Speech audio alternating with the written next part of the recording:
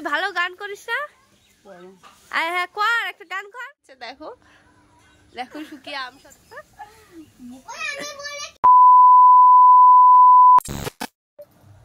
Hello everyone, good morning. তো আবার একটা নতুন ব্লগ নিয়ে চলে আসলাম, নতুন হ্যাপি মুমেন্ট নিয়ে তোমাদের সামনে আবারও চলে আসলাম।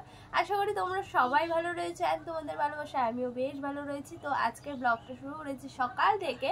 তো দেখো তোমরা ভাবছো সকালবেলায় তো সেজে গুজে লিপস্টিক মেখে কাজল মেখে কেন বসে আছি, তোমাদের এত সকালবেলা তো সেজে গুজে কীভাবে ভিডিও করছি। তো এত সকালবেলা না, আমি অনেক সকালে উঠেছি। অনেক সকাল বলতে আমার কাছে অনেক সকাল বলতে 8টা।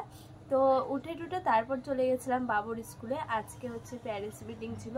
তো বাবুর আজকে ফার্স্ট এক্সামের রেজাল্টও দিয়েছে, সেক্ষেত্রে তার জন্য আমি স্কুল থেকে এসে তারপর ভিডিওটা তোমাদের শুরু করলাম। তো আগের ভিডিওগুলো তোমরা কেমন কি দেখছো আমাকে অবশ্যই কমেন্টে জানাবে, আর তোমরা কেমন ভিডিও পেতে চাও সেটাও আমাকে অবশ্যই কমেন্টে জানাবে।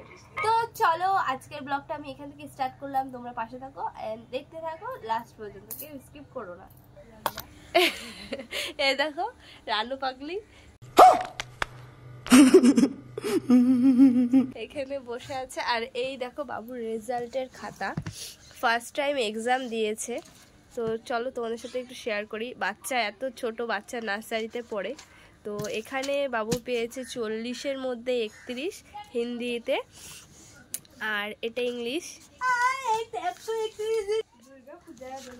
তো এখানে 131 দিন বাকি দুর্গাপুজো, সেখানে লাফালাফি করছে। দেখো দেখো শুকিয়ে আম সত্ত্ব হয়ে গেছে, বললাম প্রথমে রানু মণ্ডল হয়ে গেছে। তো এখানে ও পেয়েছে 40-এর মধ্যে 27, খুবই কম নম্বর পেয়েছে। হ্যাঁ, তারপর এখানে হচ্ছে ইংলিশে 40-এর মধ্যে 28 পেয়েছে। তো এই ফার্স্ট টাইম পরীক্ষা দিলেও ভেবে পাচ্ছিলাম না এতটুক বাচ্চা কি লিখবে। আমরা এতটুক বয়সে কোনোদিনও এত তাড়াতাড়ি এক্সাম দিইনি। আমাদের 5 বছরে স্কুল ভর্তি ছিল, সেক্ষেত্রে ওরা 2.5 বছর 3 বছরে কত সুন্দরভাবে পরীক্ষা দিচ্ছে, এটাই অনেক। তো আশা ও আরও ভালো রেজাল্ট করতে পারবে। তো চলো দেখতে থাকো আর সাথে থাকো।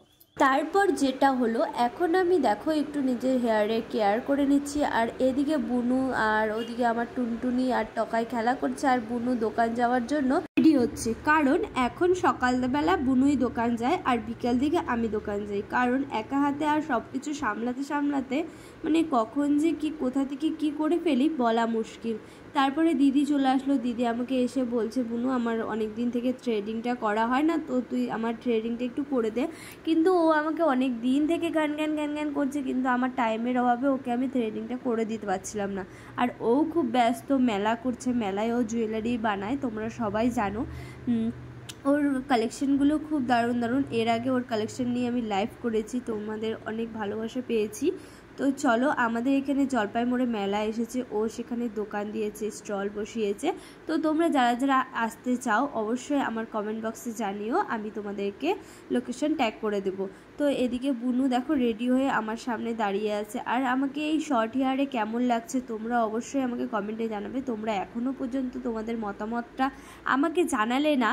তো চলো, আর এখন একটু ভিডিও আমি কমই আপলোড করছি, কারণ তোমরা বুঝতে পারছো বুনুকে দেখে, কারণ বুনুর কেয়ার করতে হয়, টুকাইয়ের কেয়ার করতে হয়, আবার সংসার রয়েছে, দোকান রয়েছে, কিন্তু ভিডিও করা আমি অফ করব না, তোমাদের জন্য আমি রেগুলার ভিডিও করব। তো চলো দেখতে থাকো।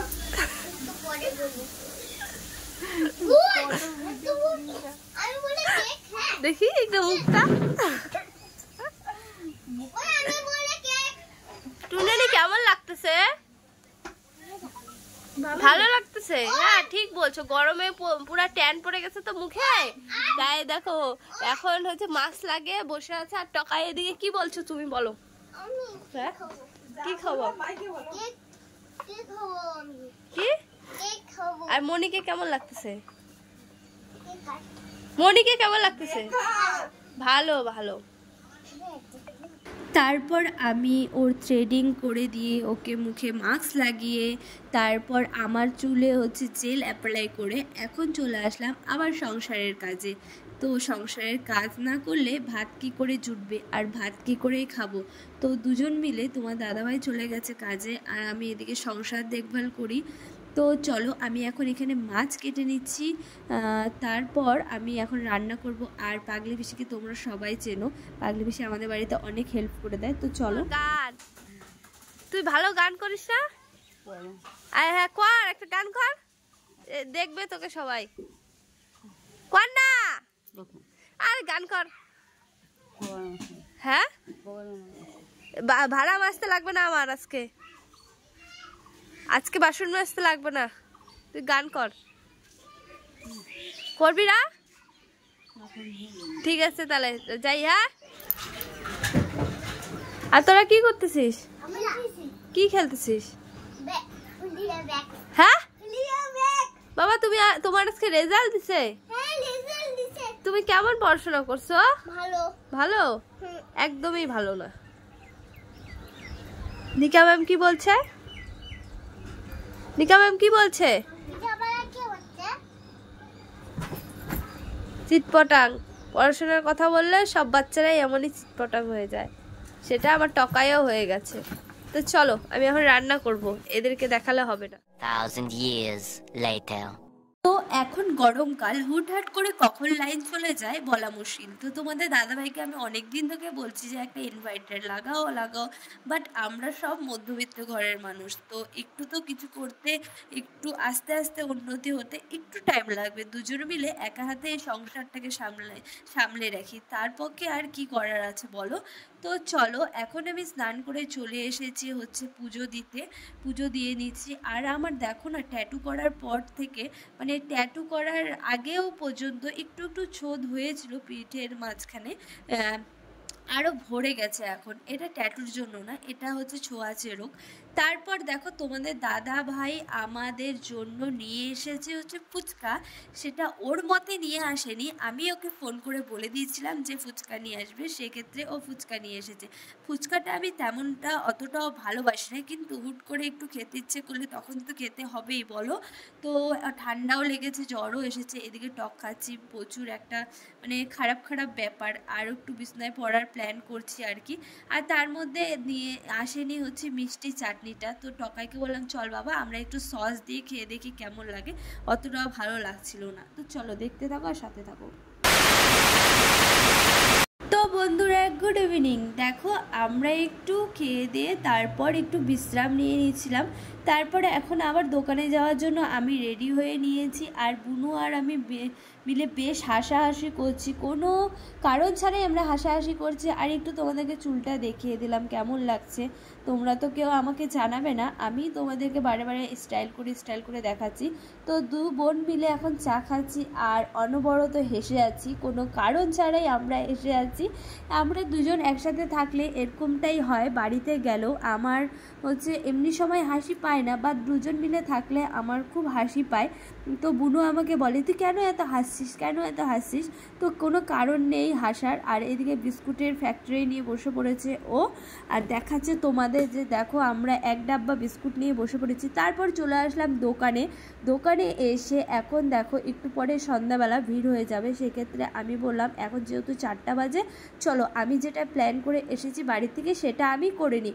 তো যেহেতু আমরা যাব দীঘায়, আর এর আগে আমি অন্য হেয়ার কালার করেছিলাম, তো এক সময় এক হেয়ার কালার সব সময় একটা ভালো লাগে না, সেই জন্য এখন আমি করে নিচ্ছি একটু বার্গান্ডি কালার, মানে পিচ কালার যেটা হয় না বার্গান্ডি, ওটা কালার, খালি রোদে শাইন করবে সেটার জন্য। আবার যখন একটু চুলটা বড় হয়ে যাবে তারপর আমি আবার হাইলাইট করব আর কি। কিন্তু আমার সবথেকে ভালো লাগে হচ্ছে এখন আর রেড গোল্ডেন সেই সব কালার আমার আর পছন্দ হয় না, আমার এখন মনে হয় যে একটু ব্লু কালার করি, একটু গ্রিন কালার করি, হাইলাইট করলে বেশ ভালো লাগে এগুলো।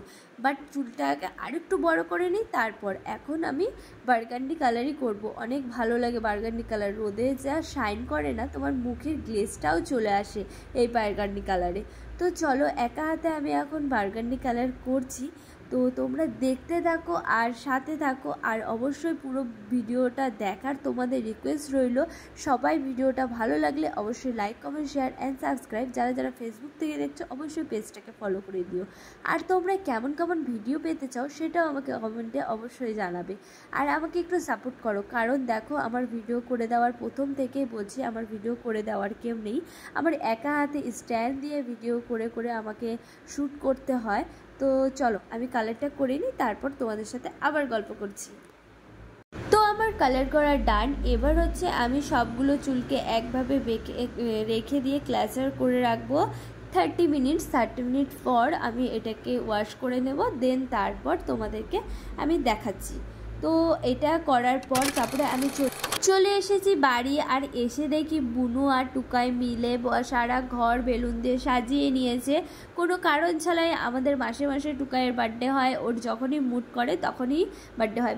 কিন্তু একটা বিষয়, এর যতবার হচ্ছে কেক কাটিং হয়েছিল বড় কেক দিয়ে, বাট একে এই মাসে ছোট কেক দিয়ে ভুলিয়ে ভালিয়ে পটিয়ে পাটিয়ে রেখে দিয়েছি। সো ও এটাতেই খুশি হয়ে গেছে। তো আমি দেখো জীবনও কেক খাই, ওর খুশিতেই আমরা খুশি। তো আজকের ব্লগটা আমি এখানেই এন্ড করছি। ভালো লাগলে অবশ্যই like, comment, share. Bye bye.